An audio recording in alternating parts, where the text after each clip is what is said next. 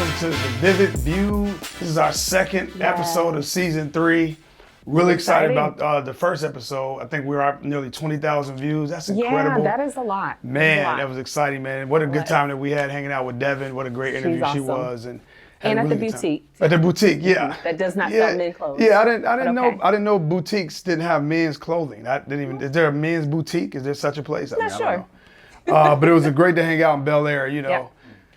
It's always fun to hang out in Bel Air. I feel like I'm in my element in Bel Air for some reason. I feel like I'm supposed to live there. You know what I mean? But no, really great time. And so we're excited about today. We're hanging out at Goldsmith Gardens. And I am Kirk Ray Smith, President and CEO of Hope Villages of America. And I am joined by Janita Lewis, Associate Vice President of Community Affairs and Assistant to the President. That's right. So that means that you're my assistant. So that means that I'm in charge. You know what that means, right? We have you to know remind everybody. Right, that's how that works. I'm just letting you know in case this. We know. Okay. You're the boss.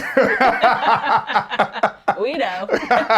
But we're hanging out at Goldsmith Gardens, man. We're so excited. This is our affordable housing community where we have the privilege of serving 11 families and nearly 50 people in need of our services. Wow. And we want to definitely make sure we make housing affordable. And we're going to talk about that a little bit later in the show. Absolutely. We're also on location in our Rec and Tech Center that was sponsored by no other than the Clearwater Rotary. What an excellent civic group they are. They're so committed to our organization. They have been for so many years. And I'm just super excited. And we have a very, very special guest today.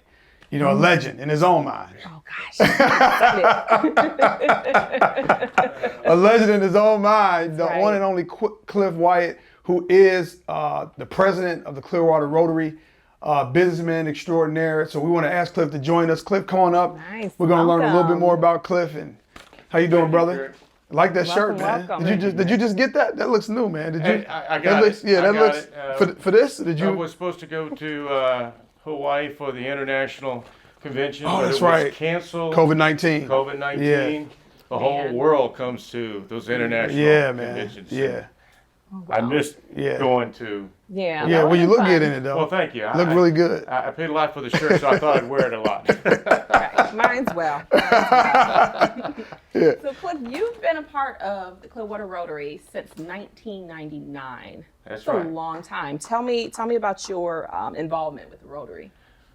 Well, I was building an insurance agency here in Clearwater, and I wanted to give back to the community, so I sought out Rotary clubs, and the Clearwater Rotary Club had some of my friends already in it, and so I joined, and it's been a nice association with them.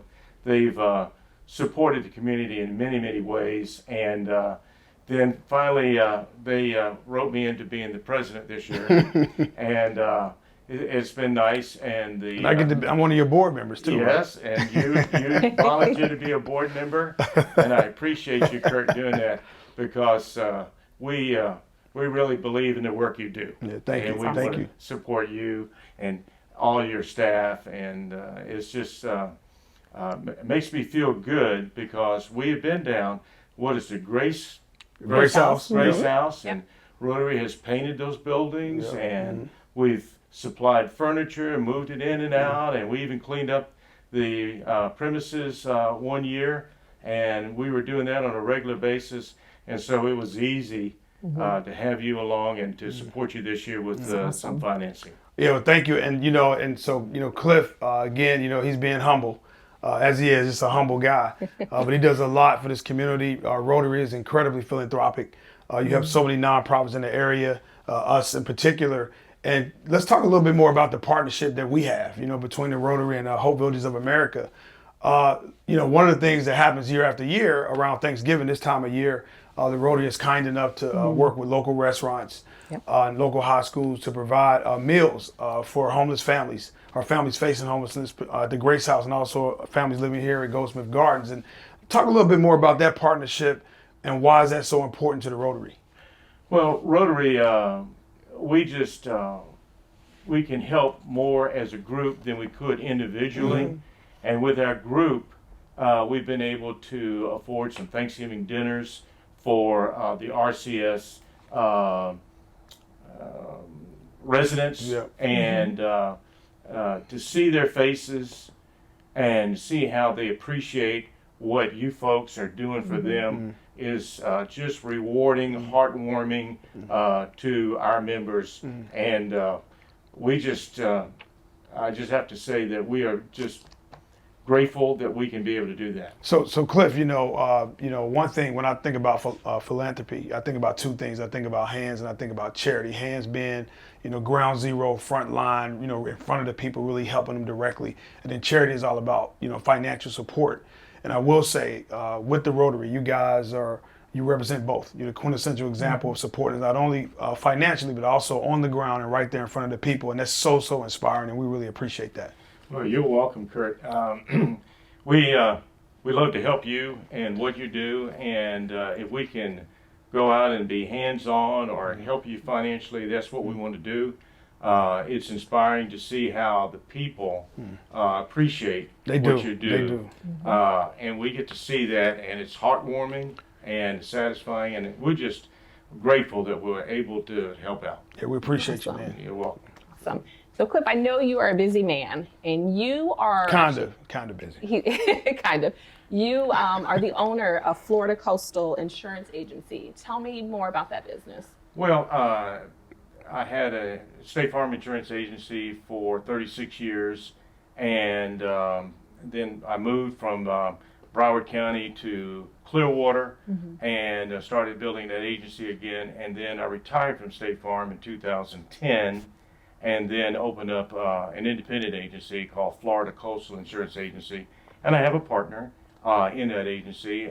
He's a very smart man and does a good job, and Florida Coastal is located the same place my State Farm agency was here in Clearwater. So we're grateful that we're still able to help the community out that way too. It's awesome. That's great, awesome. man. Great Good stuff. work you Great do. stuff.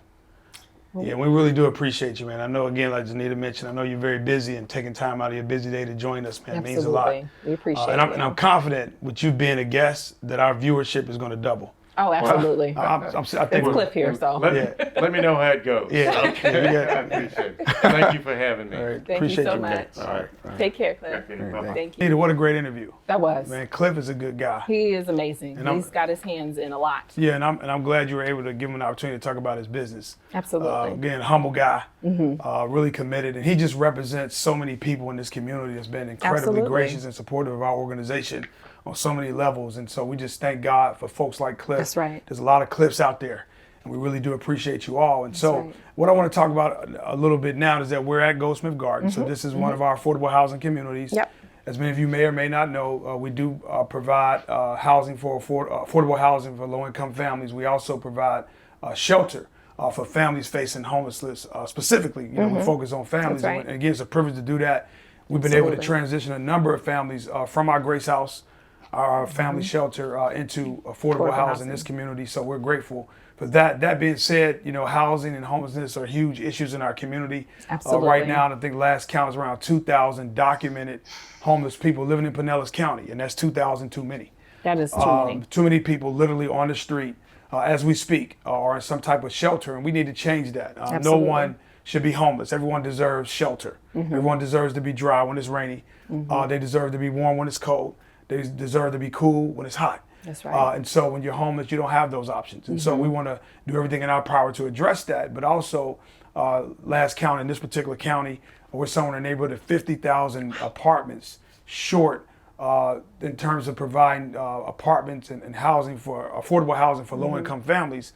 So again, you have people living on the edges and one step or 30 minutes away from being homeless. Right. And that should not be in our community. And so those are huge issues that I know we're committed to addressing and doing everything in our power to not only help folks who are facing homelessness or provide housing for affordable housing for low-income families, but to eradicate homelessness completely and put those folks in a position who are living in affordable housing to someday go to market rate from market rate to a mortgage. Absolutely. One day. So. Absolutely. And not only to that, the average in Pinellas County, the average rate or rent, for a one-bedroom apartment is $1,275. Wow. And for a two-bedroom, it's $1,400. That is ridiculous, especially with the cost of living and folks not being able to make a living wage. Right. There's no balance. You know what I mean? And it has to be that balance for folks to be able to live comfortably, be able to pay their rent,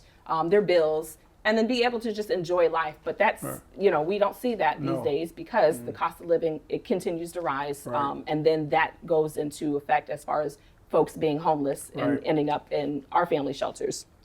In addition to that, most times folks become homeless because of, financial situations. And I know just different situations come up, just unexpected things in life happens. And I know most recently Fox covered a story, one of our guests at the Grace House. I think she had like an unexpected surgery. Her husband lost his job. They got evicted, her and her child, and then they ended up homeless. They came to the Grace House. She was successfully able to complete the program and then moved on to permanent housing. So that I thought that was incredible, but that just goes to show you how unexpected things they come up in finances, and then it leaves you out, in the streets, and it's a sad case. And really, there's nothing we can do about a crisis. Things happen. Things are going to happen in people's lives. They happen in all of our lives. What we have to do is make sure we're at the ready, in a position to help. We think at HVA, Hope Villages of America, that is really less about a handout, but a hand up. That's right. Our commitment is to try to put individuals and families in positions to no longer need our services. That's right. And that's our commitment. So when you talk about things like hunger, well, we want to make sure we address food insecurity. Right. So that way you'll never be hungry, right? That's right. We want to, when you talk about homelessness, we want to put individuals and families in a position where they don't have to worry about being homeless. And I think affordable housing is a pathway. Absolutely. If folks can afford to pay for where they live, then chances of them being homeless is slim to none. That's right. Unfortunately, the cost of living, as you mentioned, continues to increase. But household incomes are not increasing at the same rate. That's right. And so folks are struggling. And so again, what we try to do here at HVA is put an incredible amount of emphasis. Again, when we're talking about homelessness, we never want you to be homeless in the first place. That's right. We want to prevent that. We know there's only 180 beds available in this throughout the county for homeless families. So think about that for a minute. It's not a lot. It's not right. It's not a lot at all. You're talking about over a million, 1.5 million people, and out of that, there's only 180 beds for families facing homelessness. That's a shame, and it shouldn't be. So 50% of those beds we facilitate here at HVA. That's right. And so, but our commitment there is to make sure that those families that we're serving, that they're not homeless. Okay, that we put them in a position to be independent. Right. And so we're thankful that 9 out of 10 of the families that come to us, they go on to permanent housing. Once they go through our Grace House program, a 12-week program, they go into permanent housing. Part of the reason is because where we're sitting now, at Goldsmith Gardens, and John Goldsmith and Alice Goldsmith, their family is incredible. And we thank you for your commitment to this organization for so many years. And so here at Goldsmith Gardens, it's about affordable housing and how do we, again, help families, put them in a position, again, where they no longer need our services. So even here, although they're on a 1-year lease, there's no time wasted. There's no second wasted. That's right. When they come here, we program resources, whatever it takes, wraparound supports. So after a year, they'll be able to go into a market rate and no longer need to be in this voucher based environment. And we're very, very grateful to the City of Clearwater, Clearwater Housing Authority, also Pinellas Housing Authority, who's helped us along the way. But there again, we don't want you to stay here forever either. That's right. And so that's our commitment. It takes a lot to do it. It does. It's nearly $1 million per year to operate both Grace House and Goldsmith Gardens. And I can tell you, our mission is noble, but the task is arduous. That's right. We love what we do. We're excited about it, but it's a tough job. That's right. And so if it wasn't for folks like Cliff and the Rotary and so many people supportive in the community, I don't think we would be here, Janita. No, I don't think we would either. We need that support, the continued support, and we ask for the support of the community as well. We have actually a couple of events coming up. As you know, Faces of Domestic Violence, we went virtual this year because of COVID-19. And usually we get about 400 people at that event every year at that luncheon. Absolutely. But we had a successful event. We raised over $36,000, which was incredible. That's incredible for a virtual event? For a virtual event. I was surprised, but thankful for all the supporters. And then also our holiday campaigns are coming up for the month of November and December to raise awareness on homelessness and housing. Yeah, and those are usually direct mail campaigns. So you'll see stuff, you'll see digital communication as well as paper mail. And we have those campaigns every year, because those are important and they work, and it gives us a chance to get the word out and also That's give you a right. chance to get involved with helping us. So Giving Tuesday's coming up December 1st. Yes. So please make Hope Builders of America, formerly RCS Pinellas, your charity of choice. Please right. choose us. That's right. Each year we get better and better at Giving Tuesday. And I think we doubled last year what we raised the year prior. Yes, yes. So please help us out. Every dollar counts. It goes a long, long way. I can tell you $2.85, that can purchase 1 pound of food for a deserving individual or family. So whatever you can do to help us, we really appreciate that. It goes a very, very long way. If you want more information about what's happening with our organization, you can always go to rcspinellas.org. So that is our website for now, right. rcspinellas.org, and you'll get all the information about the events and everything that's going on with this incredible organization, doing incredible work, serving over 130,000 people each and every day, living in Pinellas County. And listen, it would not happen without folks like you. So thank you, and we appreciate you. That's right. And also a few numbers to call if you're in need of some services. You can dial 727-584-3528. Or if you are in need of domestic violence services, you can call our hotline at 727-442-4128 or the national hotline at 800-500-1119. Man, wow, that's some good stuff, man. What a great show, man. It was That was excited, really excited today. Hope you guys enjoy it and play it over and over. That's and right. Share it. Like and share. Like and share. Like it. Right? Share it. Share it, right. Give us a Tag few. your friends in. Give us a few hearts. When I'm talking, just give a few hearts, like right at the time that I'm speaking. I appreciate that. That goes a long way. It does. But no, we appreciate everybody, and we also want you to always to remember to stay vivid.